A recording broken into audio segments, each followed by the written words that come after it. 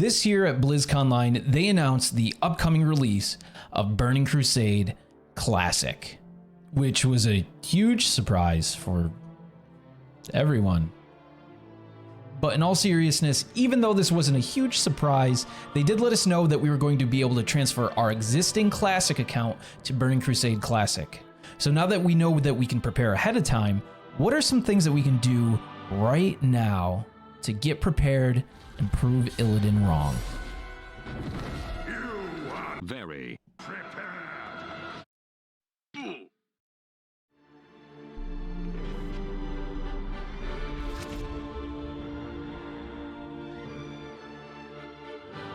Let's start with number 1, keep your friends close.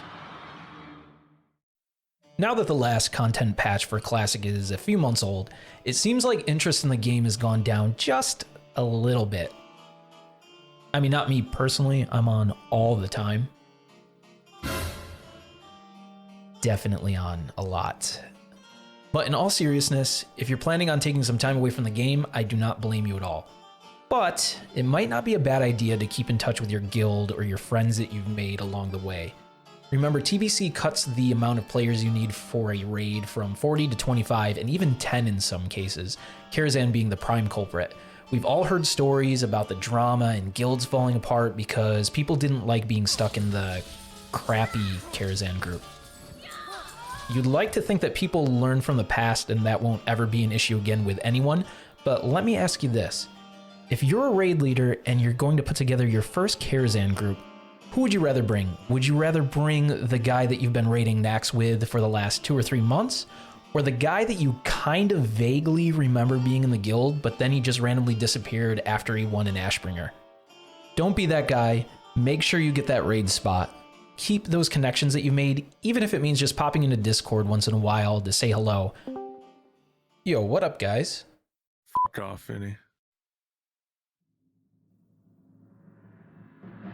Moving on to number 2, level some alts.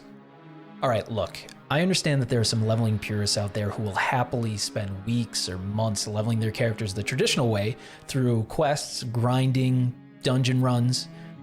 Who am I kidding? Nobody forms actual dungeon groups anymore. Trust me, I've tried. But if you're degenerate like me and just want to boost your alts through Maraudon and ZG while you're half AFK eating Taco Bell, hashtag not sponsored, then you might want to get your alts leveled before a Classic TBC comes out. In patch 2.2.0 during the original Burning Crusade, the mage AoE spell Blizzard becomes affected by an AoE damage cap. What does that mean? Basically, the short answer is Blizzard will do less damage on big pulls. The somewhat longer explanation is that there's a cap on the total damage that an AoE ability can do. So for instance, let's pretend Blizzard does 1,000 damage max, and there are 10 mobs in your pull. That means that they would each take 100 damage. 1,000 divided by 10 is 100. Math. But if there's 100 mobs in your pull, they would all only take 10 damage. And if there were, I don't know, say 270, like in a lot of the Maraudon pulls, they would each take about 3.7 damage. Now, these aren't the exact numbers, but this change was originally introduced to combat AoE farming like dungeon boosting. That all being said, Pallies are probably going to become the new kings of power leveling since Consecrate wasn't originally affected by the damage cap. But we don't know what changes Blizzard is going to make, and it's probably going to take a little while for a lot of the Paladins to hit level 70 and be ready to boost people, especially the Horde ones. Number 3, stock up. All right, guys, time to get sweaty. No, I mean like really sweaty. Close. All right, yep, that is exactly what we're talking about here. Health pots, mana pots, swiftness potions, flasks, elixirs, world buffs, maybe even. Just a few days after the Dark Portal opens, most of the stuff that we've been using during raids for the last year and a half are going to be completely irrelevant. Why not get one last use out of all the crap that we've been forced to farm for the entire duration of Classic? Chain chugging mana pots to save some drinking downtime? Yeah, count me in. An extra 20% movement speed to help me move through indoor areas faster? Yeah, you bet. An extra 1200 health to potentially save me a corpse run or two? Now that is the stuff that dreams are made of. You could even do the same thing with world buffs too. Why not raid log, or I guess in this case, level log, one last time to make your 60 to 61 experience even easier? It is important to note that in one of the later patches, Blizzard changed it so you could either only run a flask or one battle and one defensive elixir. So we probably won't be able to use everything at once, but here are some of the things that I'm planning on bringing with me.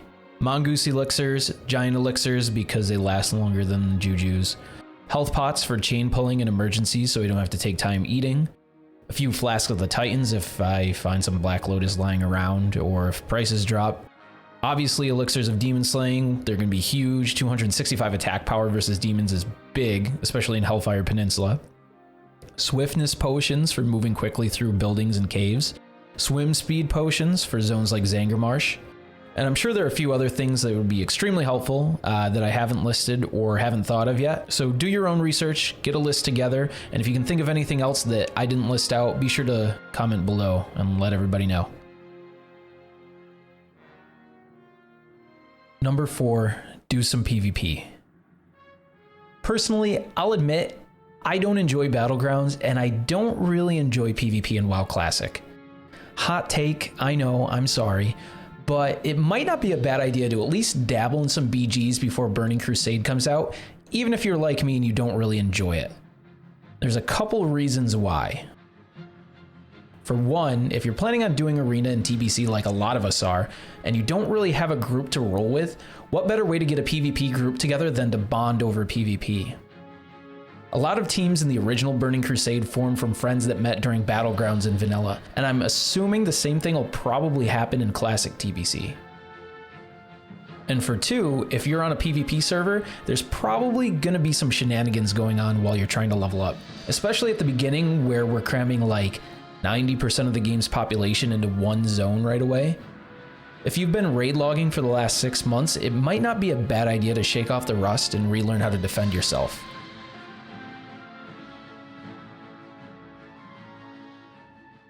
Number 5, plan your professions. The release of TBC marks the day that a lot of us engineers will throw away our spanners and our gyromatic adjusters for something more wholesome, like jeweler's kits to help us create beautiful jewelry, or skinning knives to help us hack off the hides of innocent wild animals and manufacture drums of battle out of them. All joking aside, there will be some huge changes to the profession meta when Classic TBC releases, and there may be a few things that we can do to prepare for that. The obvious one is the introduction of jewel crafting, which is a new profession that allows us to cut gems that give us different stats and then put those into our armor and weapons. Kind of like enchanting, but not really. It even has some jewel crafter only gems that are BOP and give extra stats. A lot of people are definitely going to switch to jewel crafting when it comes out, so it's going to be kind of hard to get a hold of the gems needed to level up at the beginning. A great place to get started right now if you wanted to is in the coffer room in BRD. The coffers have a chance of dropping a small sack of gems. The other possibly slightly less obvious, but still obvious profession that a lot of people switch to is leatherworking. Specifically for Drums of Battle, an on-use item that gives everyone in your party 80 haste for 30 seconds. These things are insane, and I'm definitely going to be leveling leatherworking right before TBC comes out, as long as they don't nerf these. Hashtag changes? There are benefits to other professions as well. Alchemy gets a stat trinket that buffs the effects of healing and mana potions on the wearer. Blacksmiths get to craft epic weapons for themselves. Who can forget Stun Herald? Enchanters get to enchant their own rings, which is pretty big, definitely something I'm debating on taking. Engineers get a few trinkets and gadgets and some great craftable helmets, but definitely they aren't as OP as they were in Classic. And finally, tailoring gets some special BOP robes. Now that there's an actual non-monetary benefit for most professions, you can plan ahead on what you're going to max out and get started a couple weeks before the expansion comes out. Or even max it out now, outside of jewel crafting, of course. Number 6, gear up your characters. For those of us that were around when Burning Crusade first released, you may have fond memories of replacing your gear like 2 minutes into walking into Outlands. Yeah, sure, that's probably true for that tier 2 helmet that you've been rocking for the last year and a half, but this isn't actually the case with Naxx gear. A lot of the higher end gear from Classic can last you all the way through level 70, and you'll probably still be using a good amount of it for your first few raids. Take a look at this pre-raid best in slot list for mages. Some of the gear is actually available right now. On top of that, say that you actually do find a few upgrades while leveling. If it's an item that needs gems to put it over your current gear, taking the time to gather everything off the auction house takes away from your leveling time. And if you're like me and you're trying to hit level 70 in like 5 minutes played, that just will not do. Aside from that, if you're a healer or a tank, obviously try to find yourself some DPS gear if you haven't already done it. I know it's hard to justify taking gear from a main spec, but once we get a little bit closer to launch, I'm sure everyone will definitely, totally, 100% loosen up a little bit. Really, dude. Come on, I don't need razors! Yep, definitely. And are you planning on re-rolling as a Horde Pally or an Ally Shaman? If so, why not snag some BOEs now to help their 1 to 60 grind? Hell, why not get a whole pre-planned set of leveling gear together? And finally, number 7, plan your leveling route. Route, whatever. This one goes out to all my min-maxer friends out there. What better way to get acquainted with leveling in TBC than to do it over and over and over and over again? If you're someone who doesn't end up being fortunate enough to have a good dungeon grinding group, it might not be a bad idea to get a feel for the quests and the zones in Outland. To me, one of the most frustrating feelings is knowing that you're falling behind while you're lost on a random floating piece of space rock in a random castle that's there for some reason. This actually happened to me in the original TBC for like 15 minutes. And even if you do get a dungeon group together, having a backup plan isn't a bad thing, especially if your leveling buddies decide to take a break to do unimportant things like eat or sleep or tell their girlfriends they love them. Getting ahead of the pack early can be so beneficial. Not only does it compound on itself by giving you less competition for tags on mobs and quest items, but it can also help you make enough gold to last you a long, long time.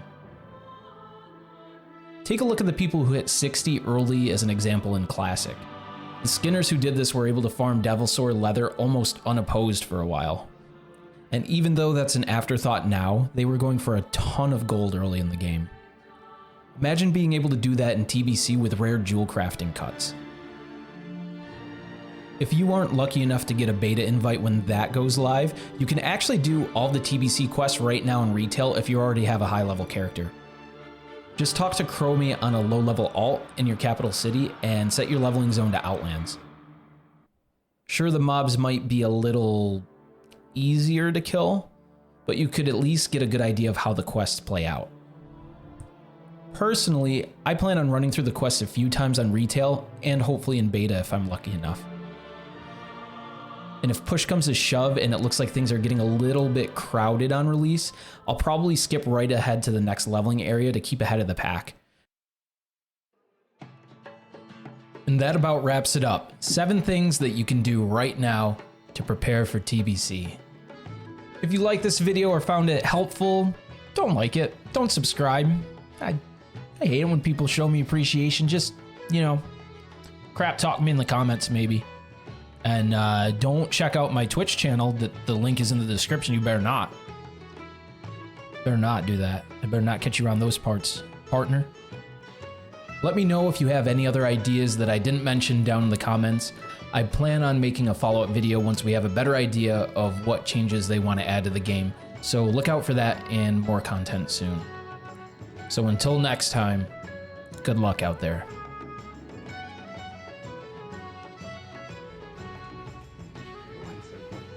Oh shit!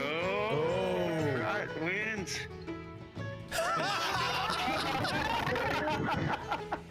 I called it.